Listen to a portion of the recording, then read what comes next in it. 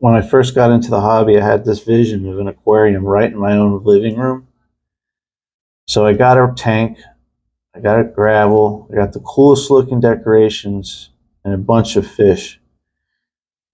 So I thought really I was building a really nice aquarium, but I was actually creating an unsafe environment for my fish. In this video, I'm finally sharing these mistakes I made when I got my first aquarium. I'm going to show you the simple fixes that turn my failures into the thriving aquariums you see on my channel today, so you don't have to make the same costly mistakes I did. My first mistake is probably the single biggest reason most people get frustrated and quit fish keeping within a few months. I had no idea about this mistakes that makes or breaks an aquarium. I'm talking about the nitrogen cycle. And by completely ignoring it, I turned my brand new tank into a ticking time bomb. For a lot of you, this story probably sounds really familiar. I went to the pet store, filled up the cart, came home, spent the whole afternoon getting it all set up, and I filled it with straight from the tap, plugging everything in and plopping the fish right in. Not even thinking about getting conditioner or anything like that. For the first day or so, it looked perfect, exploring and swimming around, but then around day 3, they started hiding. They looked tired and sluggish. Some of them began gasping at the surface. You know how they go to the top of the aquarium and start gasping for air? I didn't know what they were doing. The little mouths desperately opened and closed. Then the first one died. The next day, 2 more died. And within a week, my aquarium just looked like a graveyard. There were a lot of fish that were dead. Then the first one died, and it just went over then. And then I was just totally confused what was going on. The shocking truth about this whole thing is that my fish were they were being poisoned pretty much with all the chlorine and the tap water and everything. And I was the one that was doing nothing about it. You know what I mean? I don't know what to say. I didn't get that the fish tank was like, just a glass box. It was like a living ecosystem that you can make out of it. The fish produce waste. Then the waste breaks down into chemical called ammonia, which is extremely toxic to them. In a healthy aquarium, these of good bacteria that eat the ammonia. These bacteria convert the toxic ammonia. And the second type of good bacteria comes along and converts that toxic nitrite into much safer nitrate, which plants can use for fertilizer. And the whole process is called the nitrogen cycle. But my tank was sterile. It was a brand new tank, of course, with no beneficial bacteria to deal with the fish waste and everything. And the ammonia levels just shot up, turning the water into like toxic soup. The fish were suffering from ammonia and nitrite poisoning. I guess that's what they call it, or new tank syndrome, which was literally burning their gills and slowly suffocating them. So basically what I should have done more research into it. And it was a simple fix, actually. And you have to have patience because you have to cycle your tank. And when you cycle your tank, you have to do it before you put your fish in there. It's non-negotiable. That's like something that you have to do, in all tanks. They have a fishless tank, fishless cycle.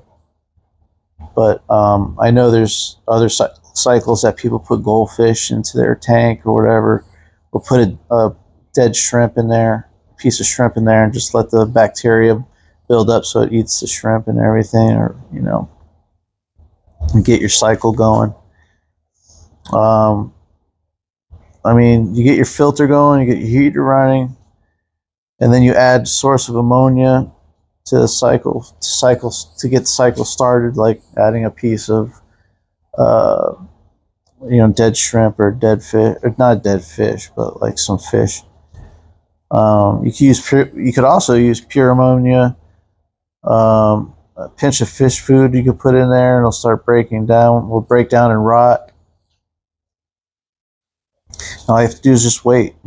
I guess you have, or what you should do is get yourself a little test kit. Um, and then wait for about 6 weeks. So you're gonna have to use your water test kit just to see how things are going with your nitrates and nitrites. I mean, of course, it's gonna have 0 ammonia when it's done, and 0 nitrites, and some nitrates. But the tank will be officially, quote unquote, cycled and safe for fish. It's going to feel like you're watching paint dry, but it's the single most important step when you get a new aquarium is to start cycling it. But now I know all about the nitrogen cycle, or you will know about the nitrogen cycle, and you got your test kit and everything, so you can properly cycle the tank next time, or when you start over. But you'll figure it out. So then you add your new fish that you got to buy some more fish and add them to it. And if they've lived over a week or so or two, the cycle's doing good and the fish are acclimated to the aquarium. So basically the next thing, I had another problem too. I had the tank cycled and everything. I figured all that out.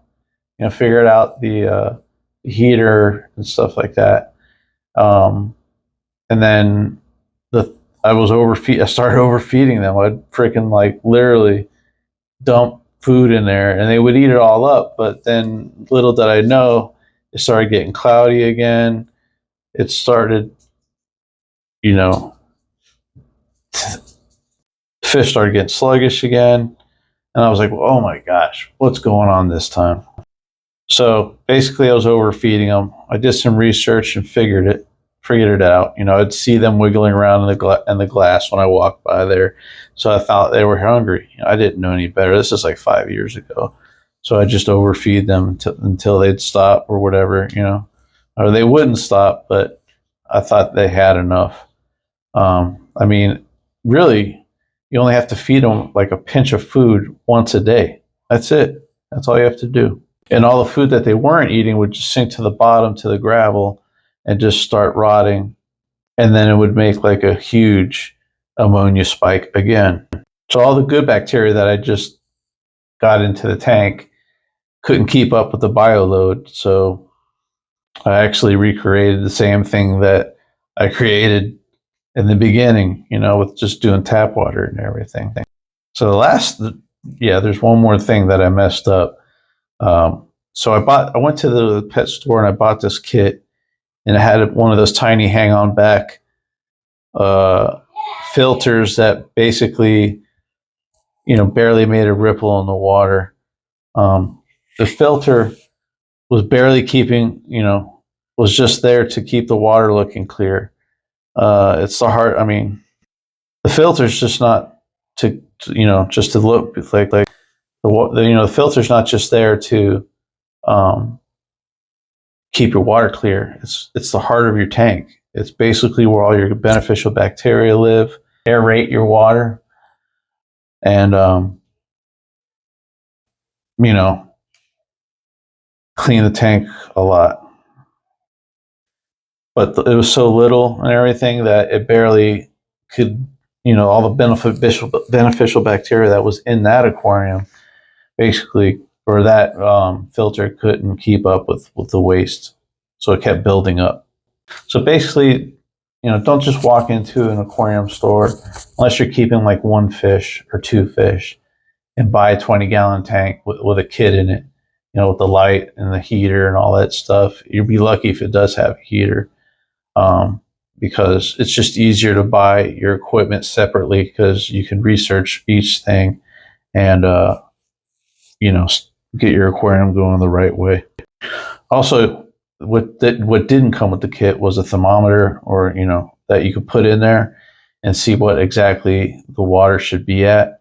I know for cichlids I keep mine at like 85, 86. Might be a little high for some people, but that's what I do. But if you're making any of these mistakes, make sure you write what you did in the comments so other people could learn what you did as well, on top of what I did. And if you could, you just click the like button for me. I'd really appreciate it. And stick around, because the next mistake is going to turn a peaceful aquarium into an underwater battle, or it'll turn it into an underwater battle. The fourth mistake by now is that I bought fish that look cool. I'd walk into the store and be like, oh, there's a pleco. I heard that they clean the tank real well. Or I would see cichlids and didn't know they were really aggressive, and I'd put like tetras or something like that, and I'd come home and the freaking all the tetras are like in half pieces in there, or dead, floating on top of the tank or on the bottom of on the gravel. So when you have fish in there that are big, they're going to create more waste. So guess what? If you have a 20-gallon tank, it's going to go back to your bioload again in your tank.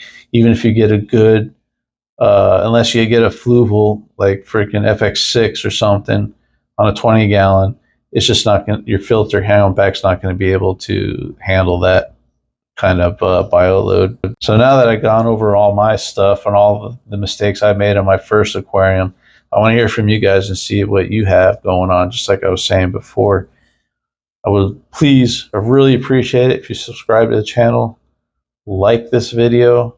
You could go to my channel, Tropic Fishkeeping, and you can see all my other videos that I have, like over 300 videos over there on all sorts of topics and everything. So make sure you have patience. Make sure you do your research, especially on your fish and everything and your equipment. And make sure you have everything good to go and your tank cycled before you put your fish in there. I really appreciate you guys watching everything. Subscribe again. I really do appreciate everybody who's been subscribing. Like this video, and thanks for watching.